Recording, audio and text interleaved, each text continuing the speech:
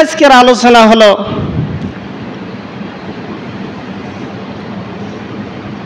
ওই গত জুমার আলোচনার থেকে একটু আলোচনা করতে চাই। আপনারা সকলেই একবার দোয়া করে দেন, সঠিক কথাগুলো আমার জবান থেকে আল্লাহ বাইর করে দেখ। সকলে বলেন আমিন।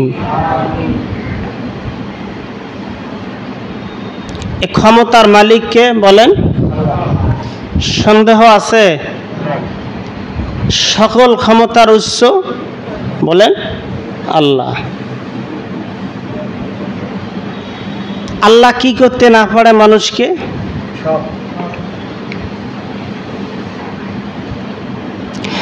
মহিলাদের যেহেতু কথা বলতেছিলাম, একটু মহিলাদের কথা বলি দেখি, তারপরে সামনে একটু অগ্রসর হব। আচ্ছা বলেন তো দেখি, পুরুষ মানুষের দাম বেশি না মহিলা মানুষের? মহিলাদের। পুরুষের তাহলে দাম নাই? আমাদের দাম আছে না নাই? কোন কিসের আমাদের দাম নাই?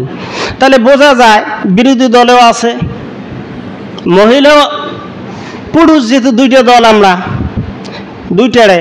আমি বলি কথা, মহিলা এবং পুরুষ বলেন, যাকে আল্লাহ কবুল করবে তার দাম অনেক অনেক গুণ বেশি। সকলে একবার বলেন সুবহানাল্লাহ।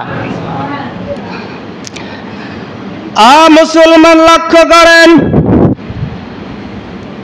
আসলেই বলছেন মহিলাদের দাম বেশি। তার কারণ হলো আসলে এই মহিলার দাম বেশি, ঠিক আছে, কিন্তু আল্লাহ যদি মহিলাকে কবুল না করে আল্লাহর কাছে 5 পায়ে দাম নাই। আমার ভাইজান লক্ষ্য করবেন, মহিলাদের দাম আসলেই বেশি। তার কারণ হলো এক নম্বর কারণটা বলে দিই মুসলমান, স্বর্ণ আর টাকা হলো। আর স্বর্ণের দাম বেশি না টাকার দাম বেশি? বলেন তো দেখি। স্বর্ণের দাম বেশি। তার কারণ কি? তার মানে কি?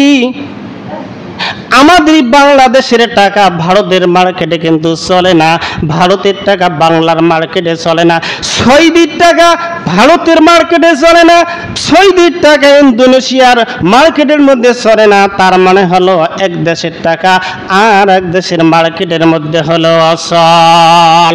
আর লক্ষ্য করে দেখেন, স্বর্ণ কেমনে দামি হলো? বাংলাদেশের স্বর্ণ যদি ভারতের মার্কেটে নিয়ে যাওয়া হয় চলে কি চলে না? বাংলাদেশের স্বর্ণ ভারতের মার্কেটে চলে, আর ভারতের স্বর্ণ হলো সৌদির মার্কেটে চলে, সৌদির স্বর্ণ ইন্দোনেশিয়ার মার্কেটে চলে। বাপজান, পৃথিবীর জমিনের মধ্যে যত রাষ্ট্র আছে, যত দেশ আছে, যে কোনো রাষ্ট্রে বলেন, যে কোনো দেশে বলেন, সব দেশের মধ্যে স্বর্ণ সব দেশের মার্কেটের মধ্যে চল। এই স্বর্ণকে মহান আল্লাহ রাব্বুল আলামিন পুরুষ মানুষের জন্য সম্পূর্ণরূপে পড়া হারাম করে দিয়ে মহিলাদের জন্য জায়েজ করে দিয়া মহিলা মা বোনদের সৌন্দর্যকে মহান আল্লাহ রাব্বুল আলামিন আরো বাড়াইয়া দিয়েছে। বলেন সুবহানাল্লাহ। নাম্বার হলো 2, কোন গরিব মানুষ ঠেলা গাড়ি চালায়, রিক্সা চালায়, ভ্যান গাড়ি চালায়,